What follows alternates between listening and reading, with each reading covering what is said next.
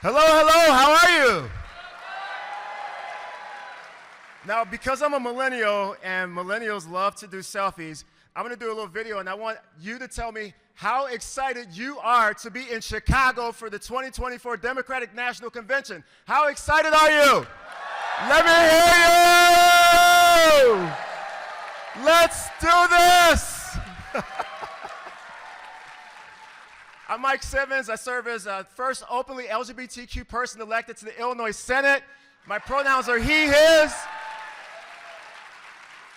And I am so proud to welcome each and every one of you to Chicago. I am a lifelong Chicagoan, and this city has done so much for me. It's a place where I was born and raised. My mother opened a salon at the age of 31 with 2 small kids, where my father came over as a refugee from Ethiopia. I'm the firstborn on American soil. The first Ethiopian American to serve in the Illinois General Assembly. My family grew up in scattered site public housing as a result of a 1976 Supreme Court decision that desegregated low-income black families in the city of Chicago. I'm a proud product of public housing. I am openly gay, and I have passed 50 bills in the Illinois Senate in just 3 years.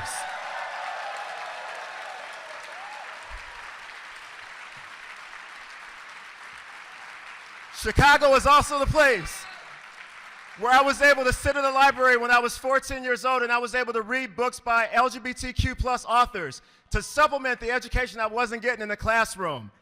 And let me tell you, what makes me excited about this election is that Illinois and Chicago has become a refuge for LGBTQ people from all across the country and their allies who want kids to be able to go to the library and read books the same way I did. That's how we get down in Chicago, and what I love about Kamala Harris and Tim Walz is that's their vision for the entire country.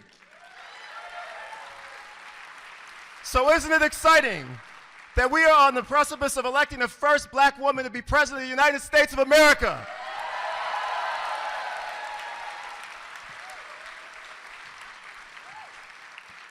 And I was just thinking the other day, I was traveling through the South, I was at a family reunion, and a family member of mine handed me a document that had the sheriff's sale on my great-great-great-great-grandfather on my African-American side, who was sold as a slave in 1856.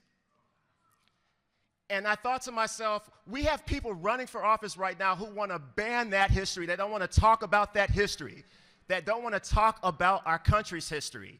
People like Donald Trump and J.D. Vance that want to ban the teaching of AP African-American history like they just did in South Carolina. So there's a lot at stake in this election. Why do I get excited about welcoming you to Chicago? Because Chicago is going to be ground zero for putting Kamala Harris and Tim Walz in the White House so that we can reimagine how we teach young people about their history in this country. So we can put an end to book banning once and for all. So that we can lift up LGBTQ people who've always been at the forefront of social justice movements since the beginning of this country's founding. So welcome to Chicago. Have fun today. Think about that vision. Think about that future. Make sure you get out to the neighborhoods. I live in Uptown with my beautiful partner, Michael Sullivan, who's right over here. Come on up north and shop at our restaurants. Go to the Ethiopian restaurants. Make sure you stop at the small business. Make sure you stop by Wrigley Field. Yes, I am a Cubs fan. I'm a Northsider till I die. And thank you so much for having me here with you today, everybody. Let's win this election. Let's go. Let's make history. Let's make history.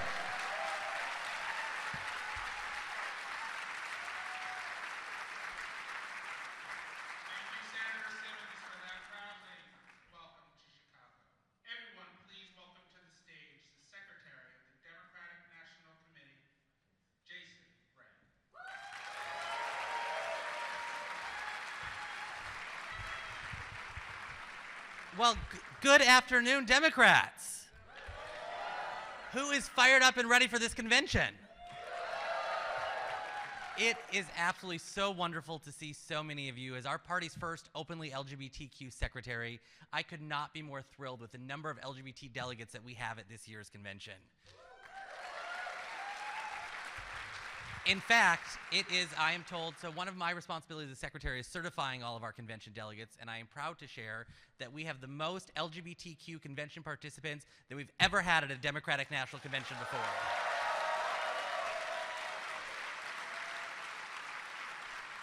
And so much of that is thanks to one individual I want to shout out, and that's Chairman Earl Folks here. Earl has been a mentor, a friend, a champion, and an advocate for this community at all levels of the Democratic Party. So Earl, thank you for all of your service over these last several years.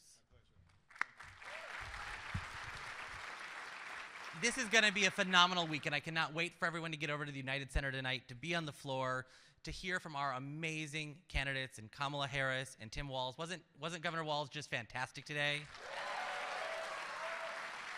And we're going to hear from so many other speakers, both at the caucus meetings, but also on the floor. But I have the privilege right now of introducing someone that I consider a mentor and a friend, someone from my home state of Wisconsin, who is working each and every day to advance a progressive agenda to make our country, our community stronger, someone who is a member of the LGBTQ community, who is a trailblazer in his own right. So please join me in welcoming the representative from the 2nd Congressional District of Madison, Congressman Mark Pocan.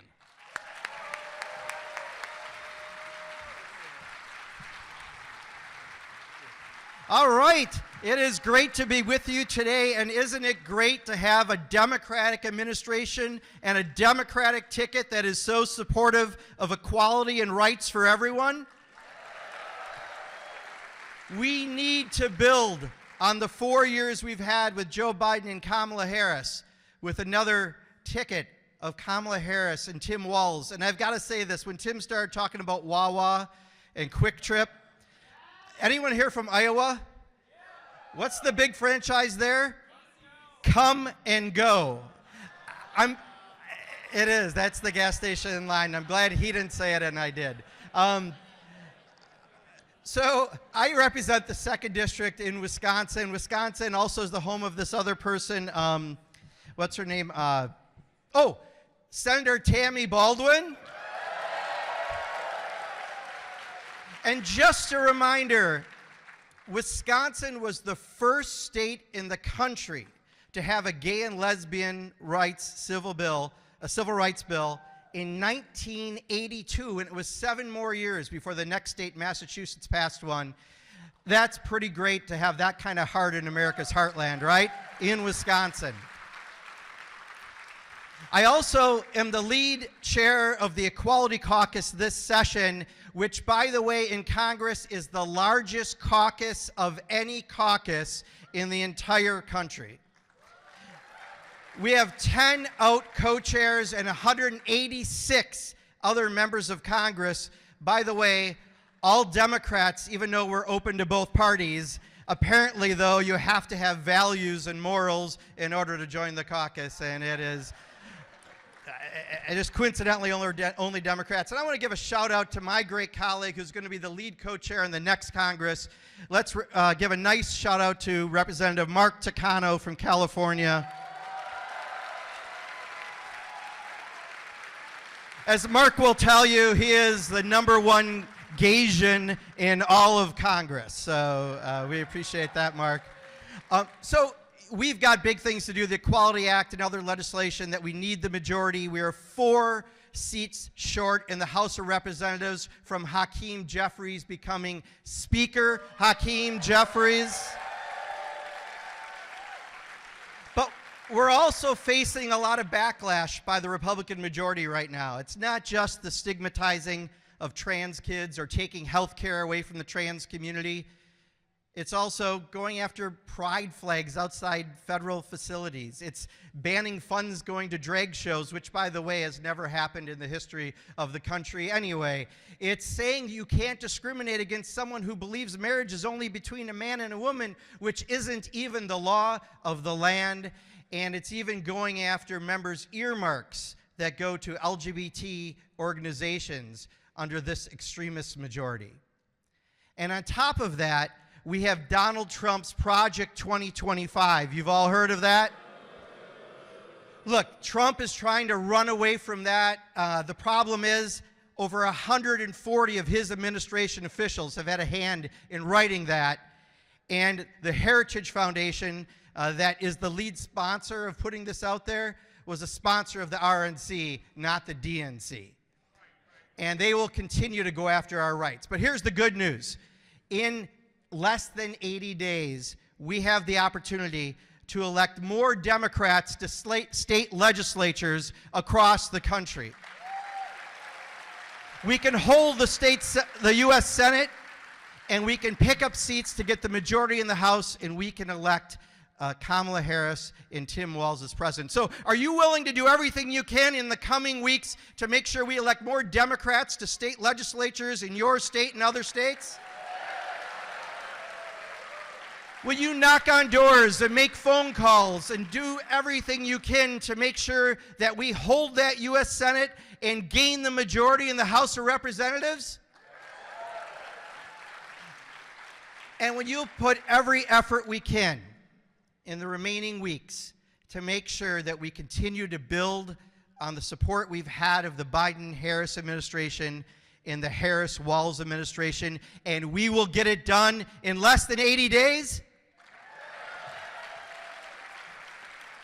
With everyone in this room's help, we can get this done. We will pass the Equality Act. We will continue to pass positive legislation, and this country really will live up to its promise with liberty and justice for all. Thank you. Appreciate it.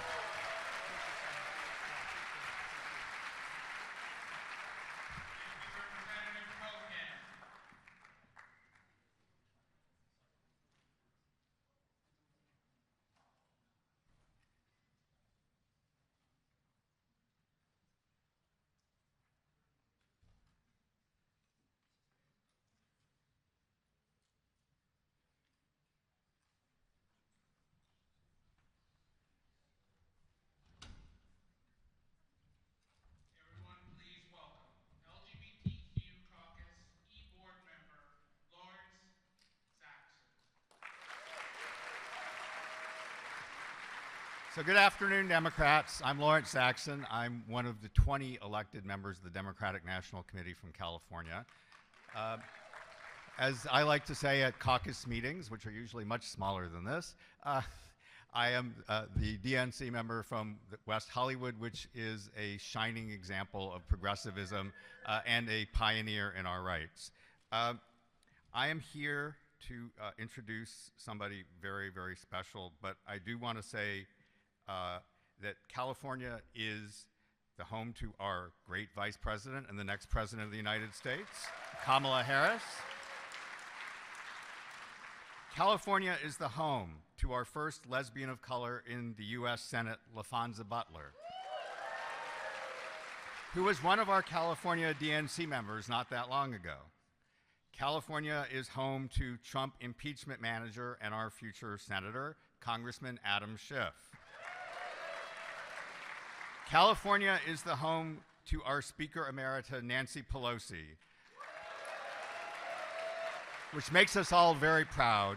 And she was, in her speakership, a fantastic champion for the policy agenda of President Biden. And California is the home of two progressive champions who are also members of our DNC delegation, Congresswoman Maxine Waters and Congresswoman Barbara Lee of Oakland.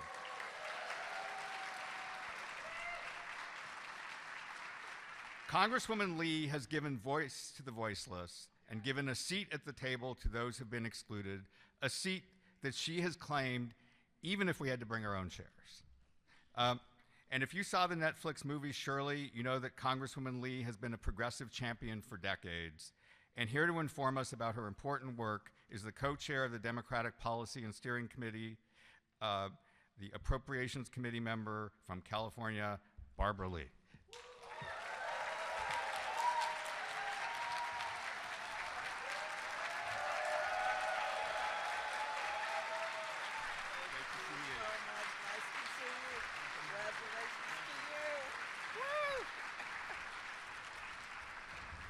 Well, thank you so much, Lawrence, for that very warm and spirited introduction. Good afternoon. How are you doing? It's so good to be with you. First, to our chair, Earl, are you really retiring? Yes, after 12 years, congratulations, and thank you for doing such a phenomenal job. Give Earl a round of applause. Goodness. Also, let me just first say this is an important moment for myself personally.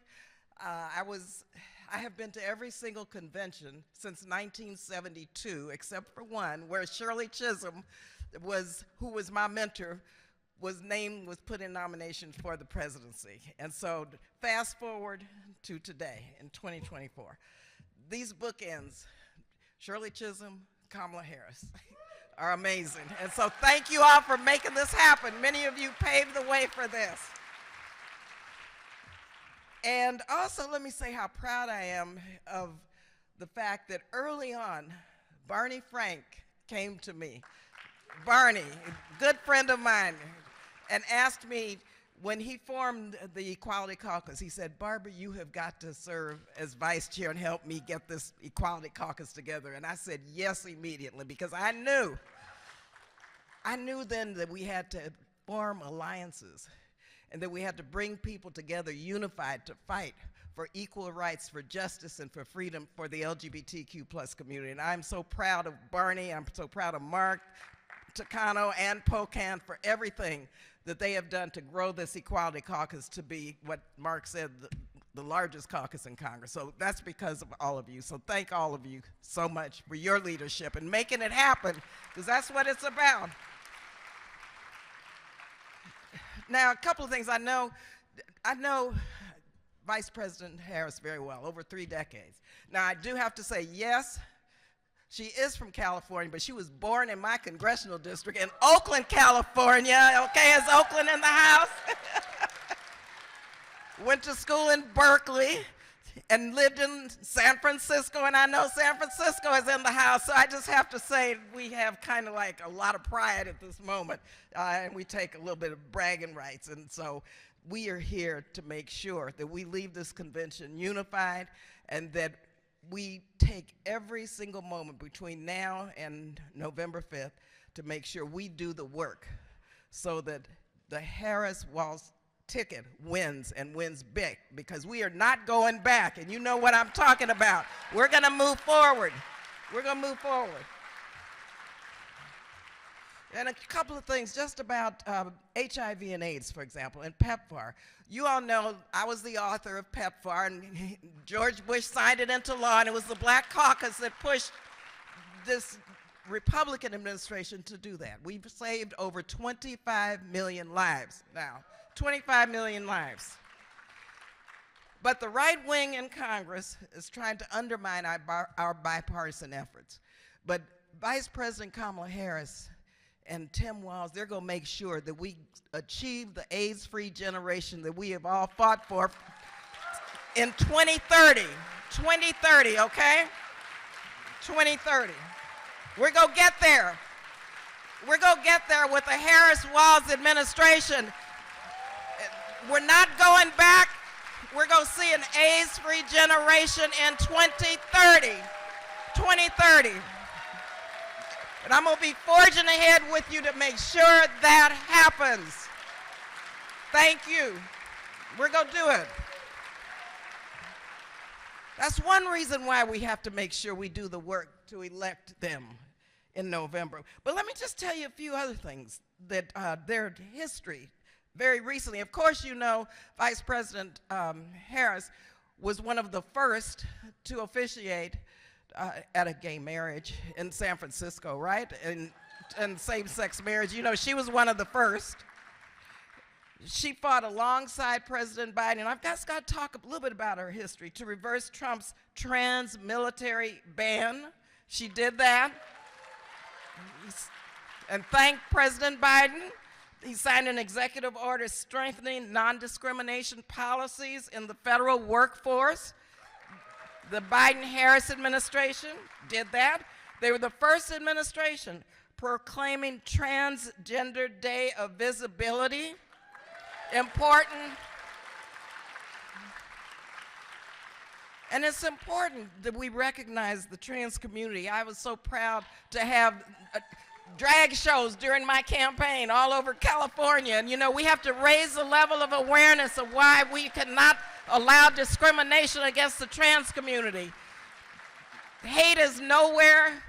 Hate needs to be stomped out of this country and the world. And Harris and Walz will do that as our new president and vice president. You know what hate is. I know what hate is. And we need an administration that's going to say no more hate, right? No more hate. No more hate. And yes, President Biden, along with our vice president, appointed an openly LGBTQ plus person to be confirmed as a cabinet member by the Senate appointed, which is really the largest number of LGBTQ plus people in history in positions in the federal government. That's remarkable.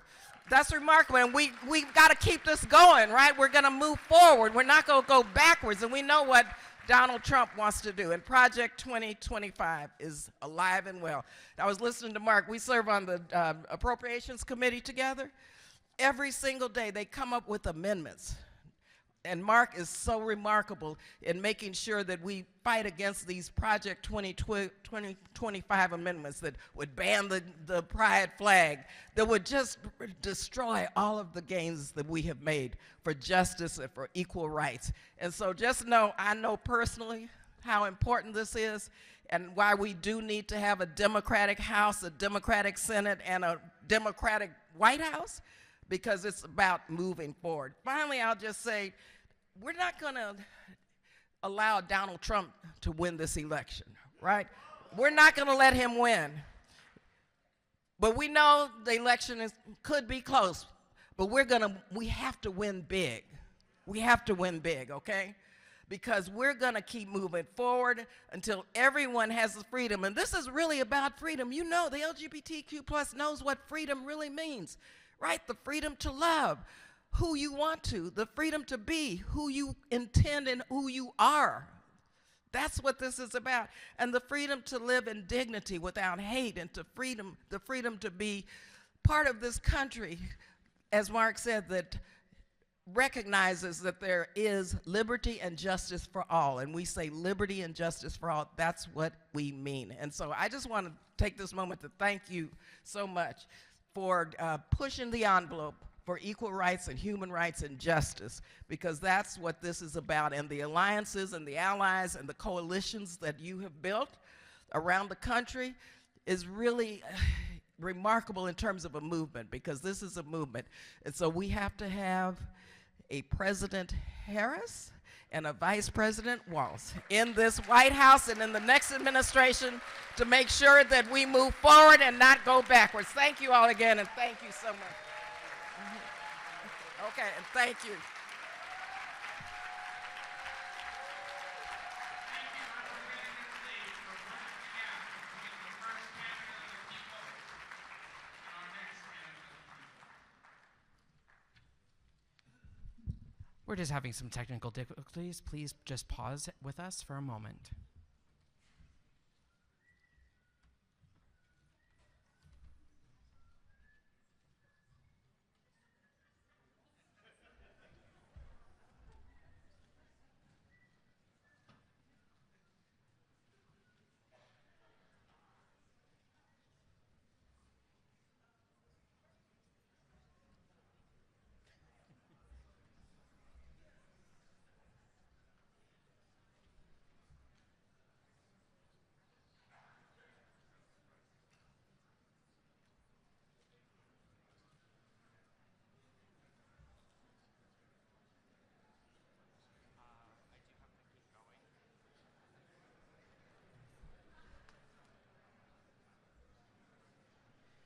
Would the voice of God please announce our next speaker?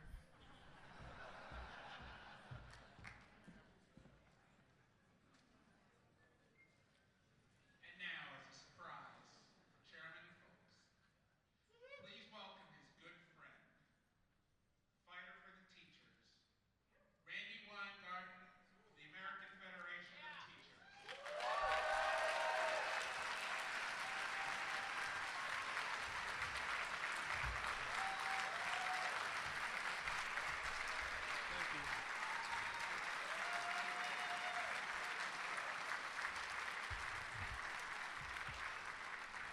So, you know,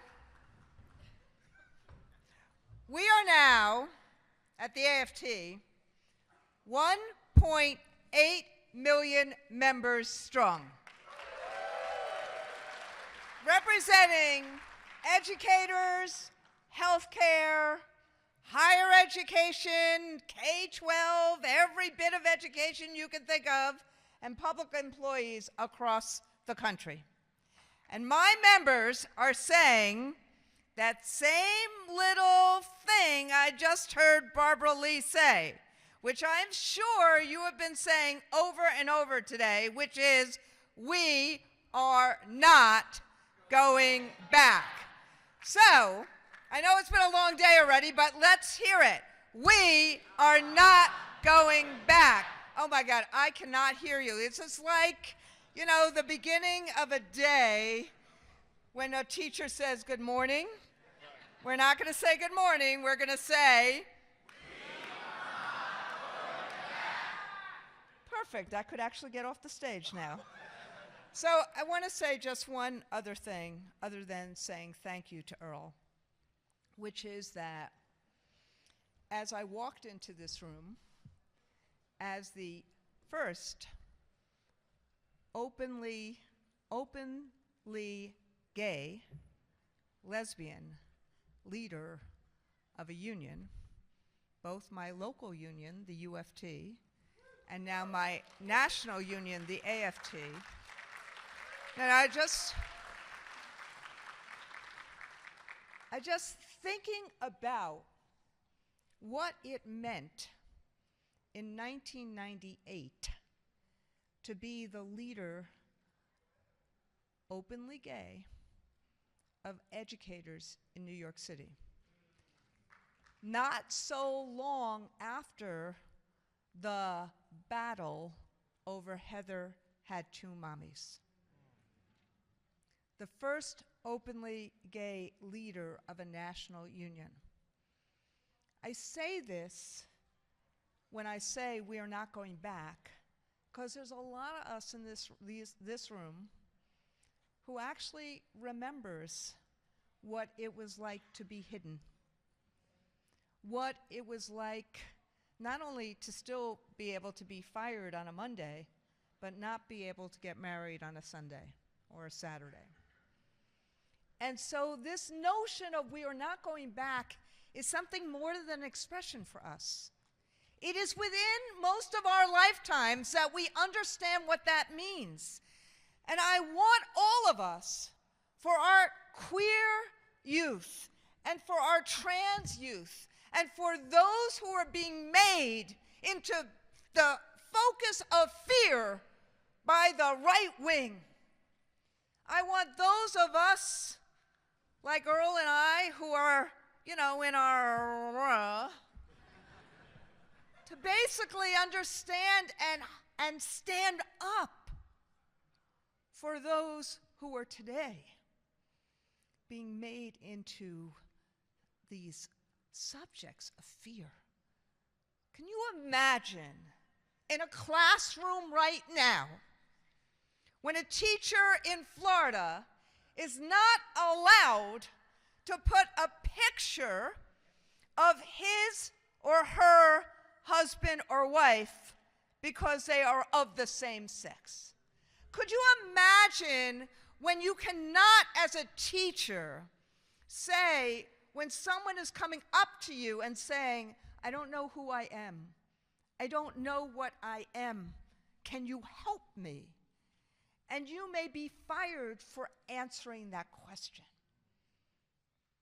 That's what's happening in lots of places in America.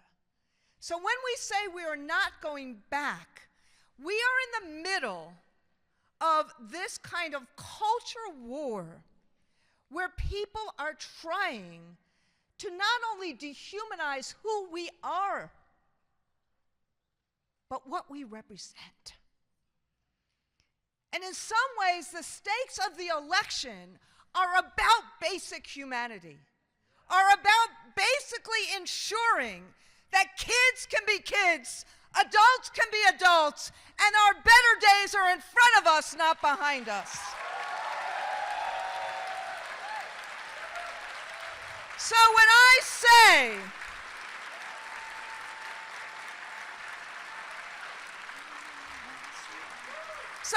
say, we are not going back, every single time they try to ban books, we go in as the AFT to give books out.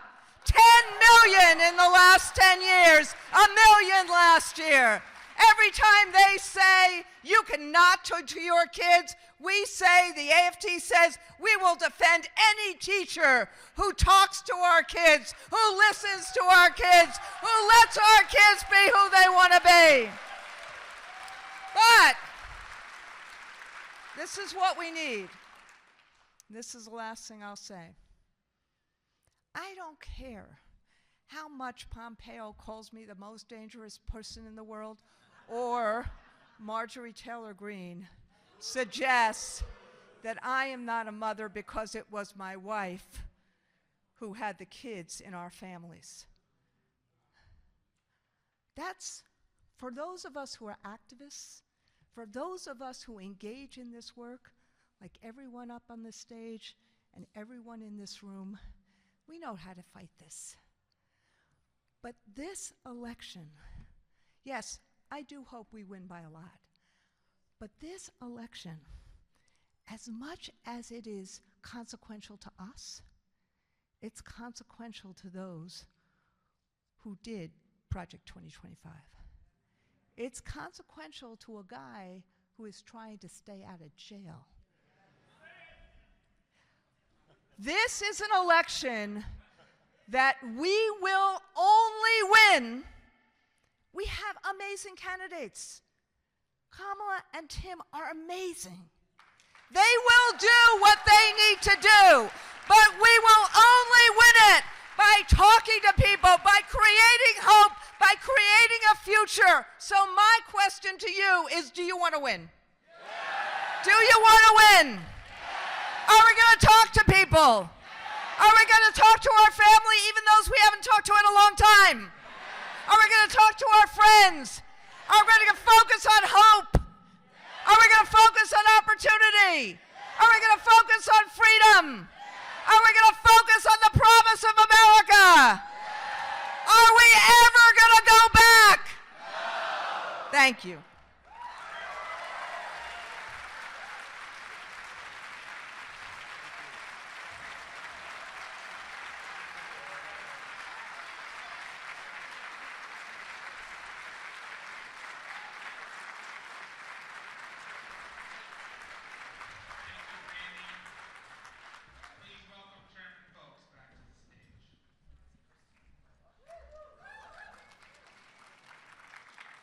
Now you know why she's my friend. I have the opportunity of introducing to you someone who has been a very important person in my political existence. She represents the 25th District of Florida in the House of Representatives. And she reappointed me to the DNC during my first term as chair of the LGBT Caucus, and she was someone who made my work easy. Every time I asked her to come someplace to speak to the black queer people interested in politics or local DC politics, she showed up. And people told me she's not going to show up, but she showed up every time. And I never got a chance to say thank you 8 years ago, and I'm saying it now. Thank you, Debbie Wasserman Schultz, for everything you've done to make me a better leader. How are you?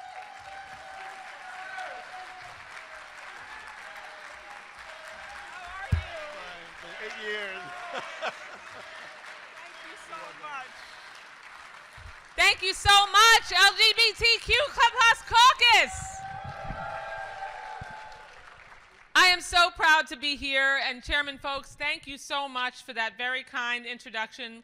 Yeah, it got a little abrupt at the 2016 convention, so I'm glad we get to do a do-over now, and thank you so much for your appreciation. Look at this incredible room. Oh my gosh. And I noticed that there's a few Florida folks in the house. Good to see my Florida folks. I am so fortunate to be able to be here and have the first caucus which was intentional, that I speak to be the LGBTQ plus caucus, because this is a community that I have such affinity with, that I have been committed to for so many years, and I am so proud to represent one of the most significant, vibrant, unbelievable LGBTQ plus communities in the United States of America in South Florida. I know there's a little competition for that, but I'm biased. So, kings and queens, we are here today because we have to get to work, okay? The time for sidelines is over. On November 5th, we want to pop that champagne and raise a toast to the first Black South Asian woman president of the United States. That is for damn sure. I would also be remiss, of course, if I didn't talk about and thank our fearless and selfless President, Joe Biden. Thanks to President Biden and Vice President Harris, our nation is a much better place than when they took over in January of 2021. The biggest difference, and I think we all agree, is that Joe Biden and Kamala Harris work to address the needs of all Americans, especially those who still too often face subtle, fierce, or even violent and direct discrimination. I know I'm preaching to the choir, but let's not forget the incredible work of the last 4 years, because sometimes, we have a tendency to take this for granted. The Department of Education expanded federal gender discrimination protections to include LGBTQ plus students so we can ensure safer classrooms. They fought for and signed the Respect for Marriage Act into federal law, because we're not going back. They reversed Trump's trans military ban. They bolstered non-discrimination policies for federal workers and, importantly, raised transgender visibility. And look, they didn't do this alone. They did it with your help and millions of others who have the values just like ours. I come here to stress to you how critical it is that we build on this, because we cannot go back. We know the mettle of the Harris-Walz ticket. Kamala's record in the White House has been sterling, but from her earliest Senate days, she consistently supported the Equality Act. And one of the more craven attacks on Governor Walz, my friend Tim, the outrageous Tampon Tim slur, that shows, I know we chuckle, but that just shows that when it comes to defending trans students, he is playing for keeps. And I mean, to take that kind of a platform and go to bat for trans students in the way that Tim Walz did is truly remarkable and exemplary. We know Trump-era policies actively sought to disenfranchise and marginalize LGBTQ plus people, and it is vital that we have elected leaders who will stop MAGA extremists from trying to recriminalize the lives of our LGBTQ plus community. Am I right? And I see, let me tell you, I love my home state, but I see what that's like every day in Florida in the vicious, cruel, discriminatory laws pushed by Ron DeSantis and other anti-LGBTs. There we go, that's what I'm talking about.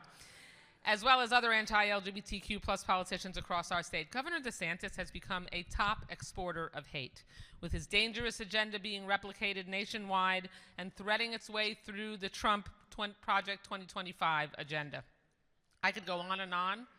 I could go on and on about the stakes of this election and just how low MAGA Republicans are willing to go to try and win this election. When someone calls Vice President Harris a DEI candidate, remind them that in our minds, DEI stands for definitely earned it.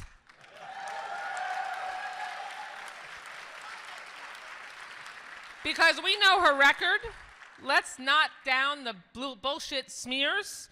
Her record was as a successful district attorney, a successful attorney general, a successful United States senator, and a successful vice president of the United States of America. She focused on combating crime and rehabilitating people, supporting victims and pursuing justice, and she took on corporate greed and defended working class Americans. When they try to slur my good friend Tim Walz, remember that it is only because of the success that he has had as governor, including crazy things like protecting LGBTQ plus kids in schools and families, feeding our kids, expanding mental health access for kids in Minnesota, and cutting child poverty by 1/3. That kind of success drives Republican nuts. Well, let's have more of that. Let's drive Republicans nuts through success a lot more. That's what's going to happen after we elect both of them on November 5th. Here is the deal, folks. I'm sounding like Joe Biden. This is our brat summer, not the Republicans' rat summer. This is our election for change, not the MAGA election of outrage. Kamala fights for unions and workers. Trump fights against unions and workers. Kamala prosecuted con men and sexual assaulters. Trump is one. Kamala will keep our country safe. Trump will sell us out to dictators like his friend Putin.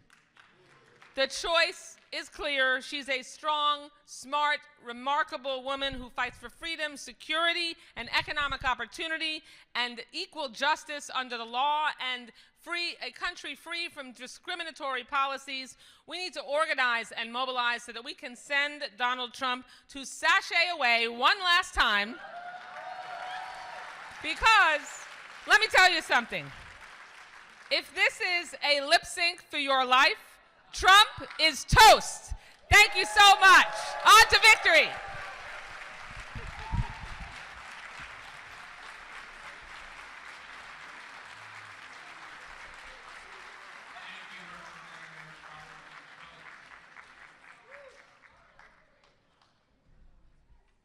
Please welcome to the stage Executive Director of LPAC, Janelle Perez.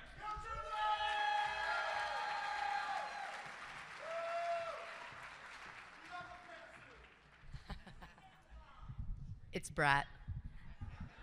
Hello, everybody. I'm super excited to be here. I am the new executive director of LPAC, and what an incredible year it has been for queer women. LPAC, for the first time ever, is on track to endorse over 200 queer women and non-binary folks this election cycle. Not only does our vote matter, but our candidates are definitely standing up and doing what it takes to go above and beyond for not only Kamala Harris, but all the other candidates down ballot. I am really excited about the new LPAC and what we are trying to do. As a matter of fact, I'm the oldest person on our team, and I'm 37, and I think that's pretty young. So we are meeting voters. We are talking to queer women right where they are. We're on TikTok. We're on social media. I hope that every single one of you starts to follow us at teamlpac.com. But one of the reasons why I'm here is why I am so excited to talk about this next candidate who is very much in line, next person, who is very much in line with LPAC's core values. Our presenter, or our next speaker, is a U.S. women's soccer Olympian and a two-time world champion. Without further ado, Miss Ali Krieger is coming. So thank you, everybody, and please follow Team LPAC.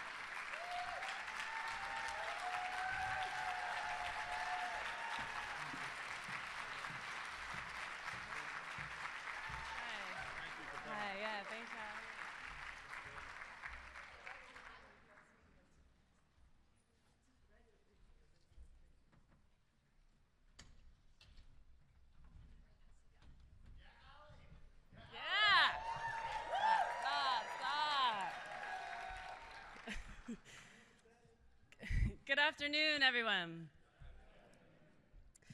It's truly an honor to join you here at the Democratic National Convention and share a deeply personal topic, the power of inclusion for LGBTQ plus women. As a professional athlete, I've witnessed firsthand how our community's strength can drive remarkable change. Inclusion is not just a value. It's a transformative force for progress. Equal pay is a goal we have been fighting towards for generations.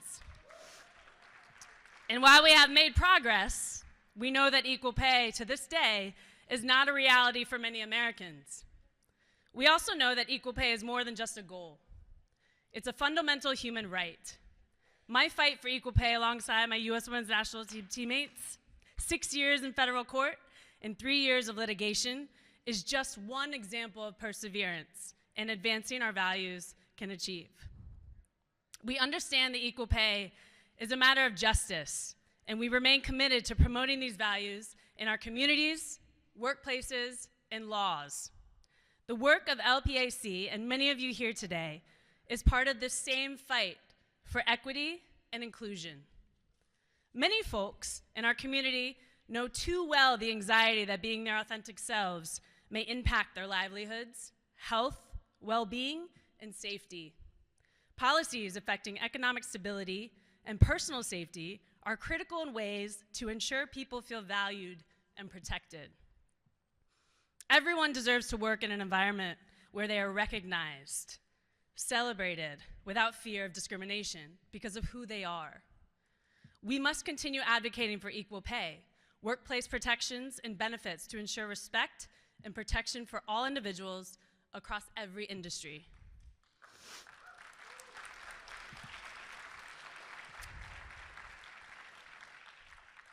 As a soccer player and analyst, I've had the privilege of working with extraordinary women who, like me, proudly identify as LGBTQ+.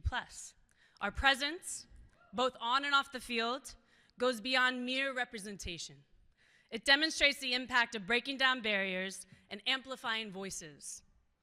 We stand as living reminders that because of our unique identities and intersectionalities, we all deserve the right to dream big, to achieve greatness, and feel supported in creating spaces where we can fully be ourselves. We have this representation here today, the LGBTQIA+ women striving for meaningful change. Our votes to put them into office are crucial. When women lead, we bring diverse perspectives and unique insights that drive policy creation and change that benefits everyone. Our leadership ensures that our communities are represented, respected, and advocated for in the decisions that shape our daily lives. I am here to express my wholehearted support for Harris Walls 2024, even if Walls coached the lesser of the footballs. This ticket is a powerful commitment to inclusion and equality. Values I have championed throughout my entire career. Vice President Kamala Harris and Governor Tim Walz have consistently demonstrated their unwavering dedication to advancing LGBTQ+ rights and fostering a vision where every person, whether queer, bisexual, lesbian, transgender, non-binary, Black, Indigenous, or a person of color, can stand proud and reach their fullest potential. Their leadership embodies the values we, as a community, hold dear. I want to take a moment to talk about reproductive health care, a critical issue in this election.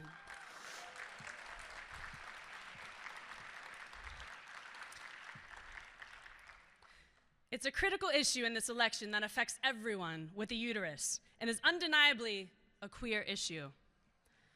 The fight for access to reproductive health services goes beyond a personal choice. It's a fundamental right that must be restored and protected. For many of us in the LGBTQ+ community, access to comprehensive reproductive health services is vital for our well-being, autonomy, and survival. Upholding, restoring, and expanding reproductive rights is crucial for everyone because we all deserve access, safety, and support to create our own families. Thank you.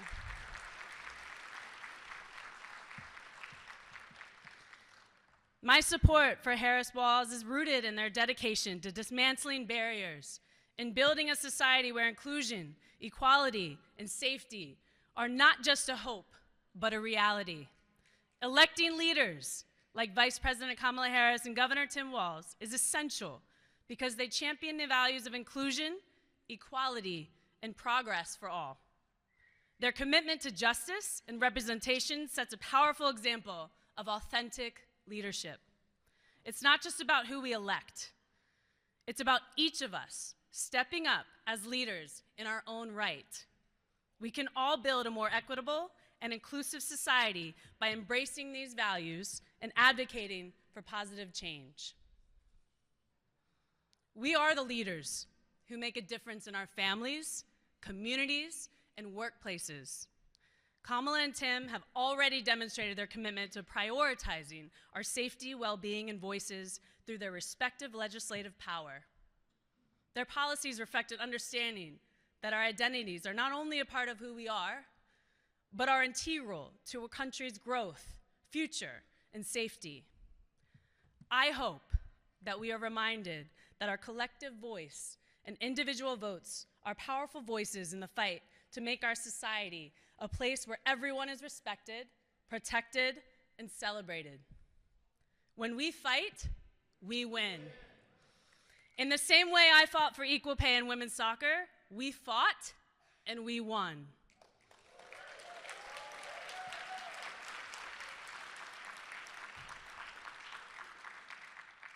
In the same way LPAC continues the necessary work of getting LGBTQ folks elected, we will continue to fight and we will win in November.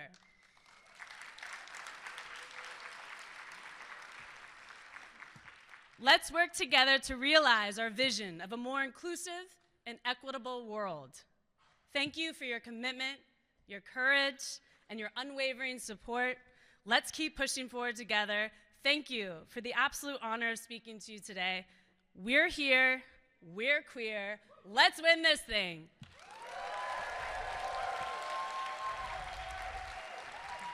Thank you.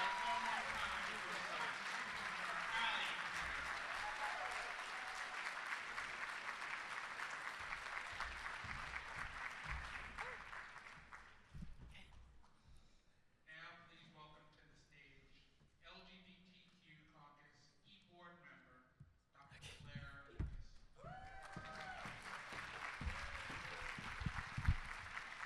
Hello, Democrats, and hello, my favorite kind of Democrats, the LGBTQ plus community and their allies. So welcome today. My name is Claire Lucas. I'm the co-founder of the DNC LGBTQ Council, and I'm also co-chair of the Harris Victory Fund. So it's great to be here today. I hate to date myself, but I remember just not too long ago when there were only 15 people in this room. And this caucus has grown so much over the years, primarily because of an incredible man, and that man is Earl Folks. So Earl, thank you for your service. He's a wonderful, wonderful, wonderful friend as well, and just an incredible human being. So our community, interestingly, has also gone from being a constituency group to a voting bloc. And that is something that is really incredible. 27.8% of all Generation Zs consider themselves to be part of the LGBTQ community, so let's never, ever forget that. And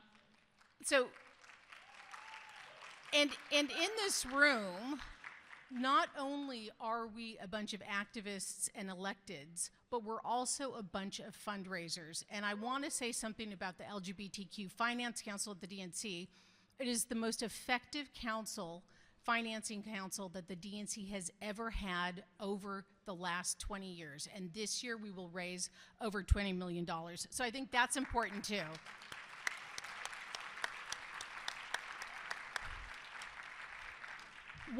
One of the topics that I speak about that I think is so important, and other people have mentioned it today, but that this election is about what I call the promise of America. And that promise of America is equality, justice, and freedom. And if we don't win, we will be going back. So again, thank you all for participating and helping make this country the best country that it can possibly be. Our next speaker is an amazing woman who really works to further the promise of America every single day. She's a natural competitor. She was actually a professional basketball player at one point in time. She was the first out LGBTQ Attorney General of the Commonwealth of Massachusetts. And then in 2022, let's really date ourselves, sorry, Maura. In 2022, she became the first out elected governor of the Commonwealth of Massachusetts. She's an incredible person, incredible friend, amazing person. So I'd like to bring up Maura Healey.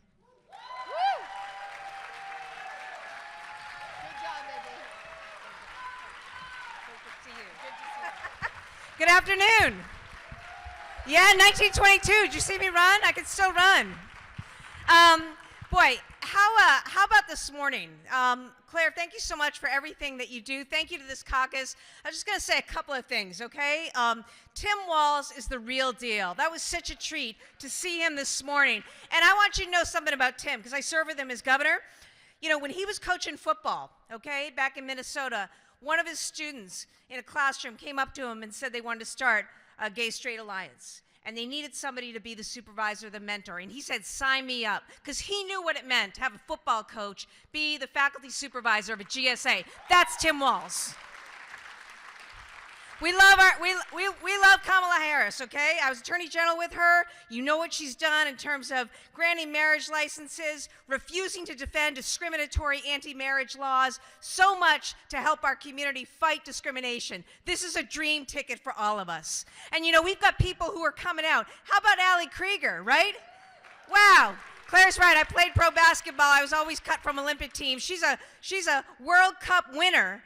And as importantly, more importantly for us, she is a champion and a voice for equality. And that's so, so powerful. And to see women leading is so important. And the mantle of women's leadership, especially in sports, is fantastic to see. And we are going to see, working together, the first Madam President of the United States. Now, you know, as Claire said, I was the first gay AG. I'm the first lesbian governor, along with my great friend, Tina Kotek, this year. And I'll tell you why that matters. A few weeks ago, we were hosting the first Pride event at the State House, where we invited families and children. And there was a non-binary child who came up to me, and they talked to me about the bullying that they were facing in school. And they said, I know I'm different, and that's okay. And, you know, I just thought of that child, and I think of that child right now in this moment, because that's why we do this work. No child should have to go to school scared. It should not take courage to go to school, right? That's what we believe in. That's what this ticket believes in. I come from the state that was proudly the first to recognize that love is love. And last week I signed a Parentage Act to make sure that all of our families are treated equally under the law. We always have work to do. We'll continue to do the work because you want to live in a country where every child has every opportunity. You want to live in a country where everyone has access to the health care that they need. We want to live in a country where they don't ban books, where they don't ban surgeries, where they don't ban sports, where they don't ban entertainment, right? We want to live in a country that is truly for the people, of the people, and by the people. Representation matters. Seeing is believing. It's why this caucus has grown. And we are not going back. So bring the energy this week, and more importantly, bring it forward for the next 78 days to every corner, in every county, in every state. Every family is our family. Every family has an LGBTQ person in it. Just remember that, okay? Be there, stand with us, fight for us, and show the world what America is truly about and what is possible. Let's go out and win this thing. Thank you, everybody.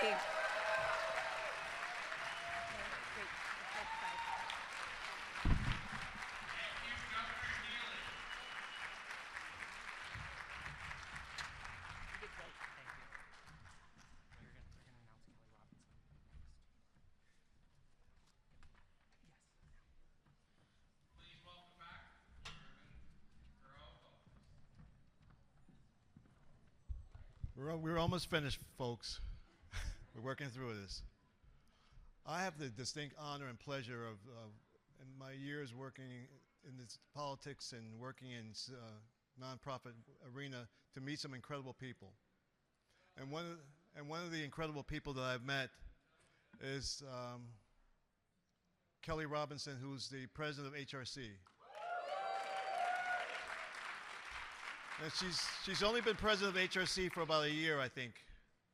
But she's made her mark on the organization, I watched it being in Washington, D.C. and in the nation. She's inspirational, and she is definitely a leader that we want to follow. And she is HRC truly representative of the entire community of queer people in America. Kelly Robinson, President of HRC. She's going to run out. Oh, thank you so much. You're welcome. Good to see you again. Oh, thank you. Thank you, Chairman Folks.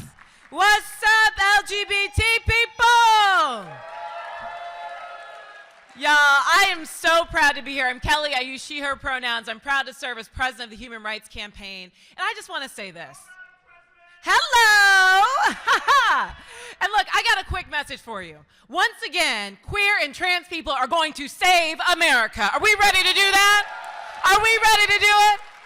Y'all, I'm proud to be the first black queer woman to lead the Human Rights Campaign and to be here with you to elect the first black and South Asian president of the United States of America. So y'all, you can't tell me progress isn't happening. You can't tell me change isn't possible because we are living proof of it. And I want to say this. At every point where America has needed change, LGBTQ plus people have been at the forefront. There would be no civil rights movement without Bayard Rustin. There would be no Stonewall without Marsha P. Johnson and Sylvia Rivera. There would be no Beyonce's Renaissance without Uncle Johnny, all right? We have been here and we will always been here. The question before us is, what are you willing to do? Is anybody ready to fight this year? Is anybody ready to win this year? Well, know that we are powerful and we are strong and there's nothing we can't do when we do it together. So y'all, get out there and lead and fight with charisma, uniqueness, nerve, and talent. Because America needs us. Happy convention, y'all. Let's go to work.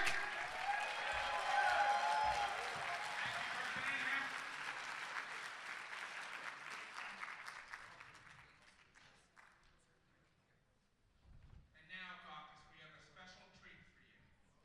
Moderated by LGBTQ Caucus e-board member Matt Hughes.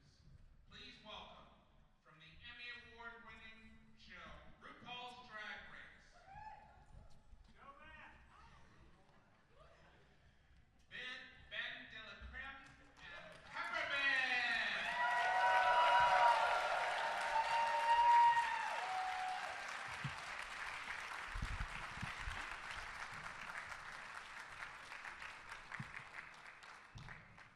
Hello. Hello, everyone. Good afternoon, and thank y'all for being here for our panel today. First and foremost, I know there are folks who may not know who you are, believe it or not. So for, the guys, the gals, the non-binary pals, can you introduce who you are? Well, my name is Ben de la Creme, and I'm a drag performer, a producer, writer, director, and activist, along with this gorgeous lady over here. Thank you, Ben de la Creme. My name is Peppermint, and I was also on RuPaul's Drag Race, and I'm pretty much the same kind of thing. Performer, actor, happened to be the first out trans woman to originate a principal role in a Broadway musical. I'm very proud of that. And I don't know if my eyes are, wait, is that Honey? Okay, yes, Honey Mahogany is here as well, another Drag Race sister and a trailblazer in the Bay Area. And we're so happy to be here with you today. Great, and we're happy that you are here, and clearly you have a lot of fans in the room. So let's talk about something a little bit more serious. With all the attacks that we've seen on drag artists recently, why do you find it be important for y'all to be involved in politics right now? Well, I mean, I think that drag has historically been rooted in politics. I think it's always been inseparable from activism, and we know that drag and Stonewall are pretty intrinsically linked.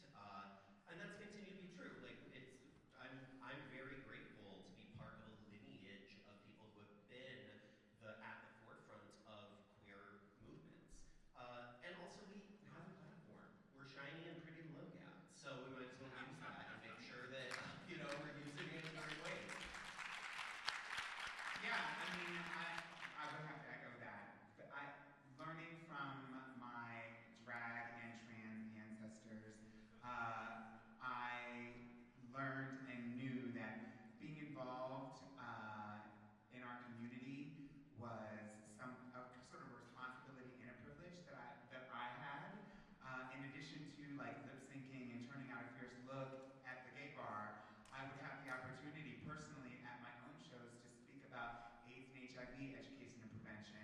what initiatives were important to our local community. And that's not something that's unique to me. That's something, like Vendela Crumb says, has been a part of our heritage as drag and trans and gender nonconforming people throughout, way before Stonewall, probably since we've existed. For sure. So one of the things we've seen is this huge increase in recent years of anti-LGBTQ legislation, including drag bans. I think there were 27 proposed this year. What do you think we can do, or you can do also, to help combat these bans that really just is another way to silence the LGBTQ community? Well, one of the big things is that we're both founding members of Drag Pack, which is the first... Drag Pack. Write it down, honey. Because drag entertainers and gender variant folks, we've been, as we just discovered and talked about in the last question, we've been on the forefront of every movement, every fight for our community. We've been there the entire time, and a lot of times it's receded. And now we are taking a stand, and we are going to be out front. We are at the DNC. We are going to be at we are going to be everywhere. And it's really important for us to support not only our presidential candidates, but every single local and state candidate and person that will further equality for the LGBTQ plus community. Yeah, and one of our main missions with the PAC is to really engage voter registration among young people, Gen Z specifically, and because of the kinds of platforms we have, I think that a lot of young people are maybe seeing that they can start to get engaged, and I think that for any of us who have that link to younger folks who maybe feel disenfranchised by the political process, we can show them through just attending things like this. I mean, we have this specific opportunity to do this, but also, hopefully, that each of them also can be involved in whatever way that they have, use whatever resources they have to help support this cause. Well, you've already mentioned, support for top of the ticket, right? And we have to vote all the way to the bottom. But why do y'all support Kamala Harris and Tim Walz and, using your star power, your advocacy to help support them? What's drawn you to supporting the strong ticket? Well, through the PAC, the PAC's main objective is to engage young voters, as we said. And so the PAC itself is not actually making any endorsements about any specific candidates at all. But personally, I feel so incredible. I mean, seeing Tim Walz up here, I had tears in my eyes. Seeing somebody who is, first of all, a straight white man up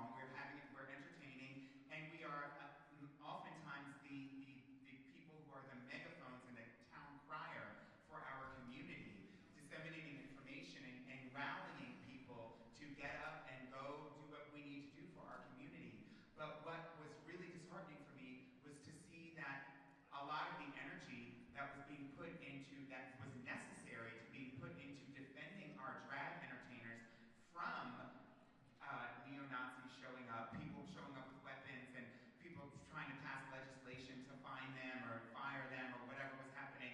That took every ounce of energy away from the people who also needed to be protected, the trans individuals who were having their health care taken away. Some anti-trans legislation has gotten through, and I think it's so important that we realize that all these issues are intertwined and interconnected, and we definitely need people to pay attention to what will be happening at the Supreme Court, because if that goes through, it's not a good look, y'all. It's not a good look. All right, let's give it up for our panel today. It's not doom and gloom, though. I want to say that. It's not doom and gloom. We are obviously energized, and we're really excited to be some of the few drag entertainers that are here. Hopefully, in 4 more years, we'll have more drag entertainers a part of the community of people who are speaking out and taking a stand and being energized and cooperating with each other, because drag entertainers are not just nightlife entertainers anymore. We're out during the day. We are here to cooperate. We are here to participate and contribute in every way that we can. So we will see you at Drag Back on Wednesday.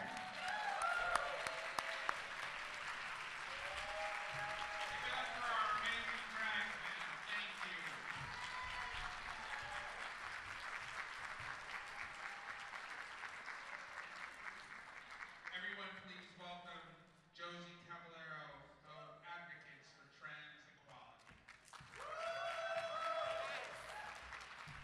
All right, everybody, you want to stick around for just a few more minutes so we can talk about one of the most important things here about our trans voter bloc. We talked a lot about trans people. Well, let's talk about how trans people win this election for the vice president and Governor Tim Walz. I'm Josie Caballero, and I'm the Director of Elections and Voting for Advocates for Trans Equality. And hey everybody, I'm Rodrigo Hang-Leitonen, Executive Director of Advocates for Trans Equality. Thank you. I know everybody loves a PowerPoint. That's super motivating. No, I'm kidding. We're going to keep this so short here. So first of all, this is our findings from the U.S. Transgender Survey. If I could get the next slide, please. This is the largest and most comprehensive, widest reach survey of transgender people by transgender people ever, which is really extraordinary. Yes, thank you. And you've got some flyers on your chairs, so we're going to breeze through this, but if you want any more information about trans people and voting, scan the QR code on the flyers on there. Yes. And I'm trying to press the next slide here as we move forward. All right, great. So what does this mean? What did we find out? Well, we found out that in voter turnout and voter registration, trans people come out at 75% of voter turnout and 82% compared to the populations of the United States. We are not only a power bloc, but we are one of the strongest voter blocs that is in the United States. Next slide. Yes, so trans people are more likely, we found in our survey, trans respondents more likely to be registered to vote than the general population and more likely to turn out to vote than the general population. And we're also more likely to get engaged in other ways in civic participation.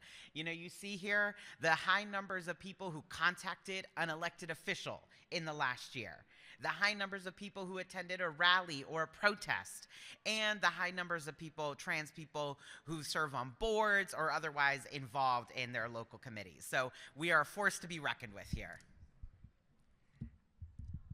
Absolutely. And if we get a little bit of our next slide here, we have, when we looked at the data with the people who didn't vote or did not register, we saw that the barriers of trans participation were there. So when we look at the barriers, we see that among the voting eligible residents, limitations such as name and gender changes, identification documents, waiting for wanting to avoid being harassed by election officials because they were trans and thinking that their state's voter identification law could stop them from voting. That is why it's critical that we educate and make sure that you have the right to vote. That's why we say go to transformthevote.org where we have those resources.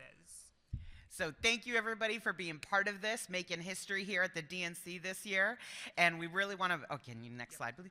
And we really want to make sure that you use this information to show that trans people are a powerful voting bloc here in our democracy. So check us out at transformthevote.org. Thank you very much. And if you are a trans delegate, make sure you find us and we got buttons for you. All right. Thank you all. Yes.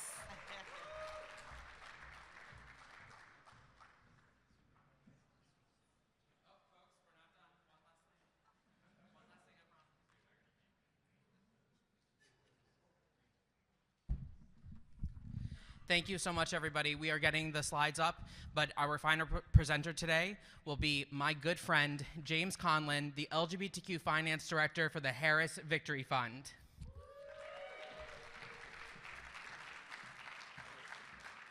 Good afternoon. How are we doing? The crowd emptied out a little bit for me, but that's okay. It's so great to be with everyone today. I just want to start off by saying thank you to so many of you, and what an historic gathering we have to nominate Kamala Harris and Tim Walz tonight and throughout this week. So just a quick background on who I am. I'm the LGBTQ Finance Director for the campaign. I grew up in Boston, Massachusetts, if there's anyone here from the area. There we go. And I just want to start off really quickly by shouting out so many incredible leaders here in this room, particularly one who was up here, but is just sitting right over here. Her name is Dr. Claire Lucas. She is the Harris Victory Fund National Co-Chair. And I just want to give her, if she could just stand up and give an incredible shout out to her. There are leaders in this world, in this space, who have redefined what it means for who we are as a community. Dr. Lucas is one of those people. I am so grateful to be her partner in this world, so thank you. Okay, so I've had the honor to be able to do this work for the past 3 years, and this is not my first convention. The first one actually is in 2004 when it came to Boston, but I haven't been there since, so it's been a few years. So I'm very excited to be back, but on the fundraising side, I'm here to talk about financially how we are doing, and I'm so excited to say that financially, we have never been in a stronger position for success to make sure we elect a Democrat once again to the White House this November and continue the mantle of Joe Biden's legacy.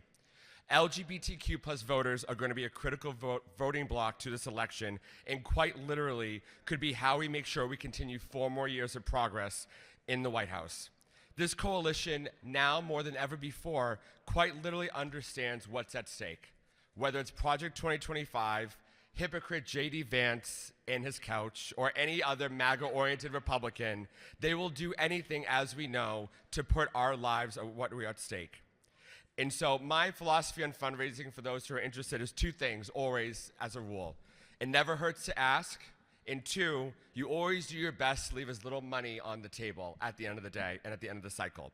So at the beginning of this campaign, we said, Claire and I sat down, and Andy Tobias, who's our other co-chair who couldn't be here today, we said, if we could raise $10 million, do about 15 events, that will be an incredible success. We will outraise every other campaign that has been here in the past. We didn't hit that goal. Instead, we went ahead and so far have raised $20 million, and we'll raise $25 million before the end of this campaign. This community in particular continues to raise the bar for ourselves, and we will raise again, like I said, $25 million. We are the highest raising coalition in the Democratic Party and in its history this cycle. That is no small chunk of change, and it's by a long shot, okay? On top of that, we have hit every major LGBTQ market in the country, and if not, we're going to, from Provincetown to Palm Springs, St. Petersburg to Sonoma, Boston, Miami, San Francisco, New York, LA, and so many more. We have 2 months left, and we are still only just getting started. This momentum is not just felt from the LGBTQ community, but from supporters nationwide, large and small, medium and big, everything in between. It's why in this campaign, so far, we have raised more than $1 billion to raise for Kamala Harris and Tim Walz to win in November. And we are the first fastest raising campaign in US history to be able to do that. That is nothing to joke about. That is no small number. That we are in a position for success. So as we go into the final weeks of this campaign, I can't stress enough to everyone in this room, to your friends, everyone that was here that left a little early, that it is so important to be not just politically engaged, but financially engaged. Our support now needs to shift to mid and lower tier donors for those that are giving $25, $250, $25,000. There's a market of those in this world that we can tap into that we still need to make sure we have what we need to be successful. Even with these numbers, we have states to support, ad campaigns to run, organizing efforts that we need to be able to support. And I want to make it very clear, these numbers are good, and I want to make it even clearer. They're working just as hard on their side, but unfortunately, they're trying to make sure they're keeping the guy out of jail, and that's where they're spending their money. So we're doing good here. I want to just conclude very quickly with this, which is that this role is the honor of my life, and it's particularly incredible to be in this room. It's a career highlight for me, to be honest. And the reason thank you. The reason this coalition is so successful is I've been doing this work for just a little bit. I've been a fundraiser for about a decade now. I've been doing this job for about 3 years. Folks in this room have been doing this work for a lot of bit. There's so many of you who've been doing this for decades, and I've been spending a lot of time this week thinking about when I went to that convention 20 years ago when I was a little 10-year-old closeted gay kid who really didn't even know anything. At that time, the world was unbelievably different. We were fighting for civil unions instead of having gay marriage enshrined in law. Discrimination was at an all-time high instead of having a Democrat who was able to fight for us in the White House. And though we had a seat at the table, we were not guiding the discussion, nor were we organized politically or financially in the way that we needed to be. More than decades later, we have had 4 years of progress under an administration that has worked tirelessly to make sure someone always is in our corner. 2 decades later, that 10-year-old kid is up here to be able to say to you that even with the progress we've made, everything we are fighting for is on the ballot. We are going to elect Kamala and Tim this November because we know in this room, more than anyone else, that not only are we not going back, we cannot go back. So let's do everything we can. We need your support. We need your money. Let's get organized. Let's win this. Thank you very much, everyone.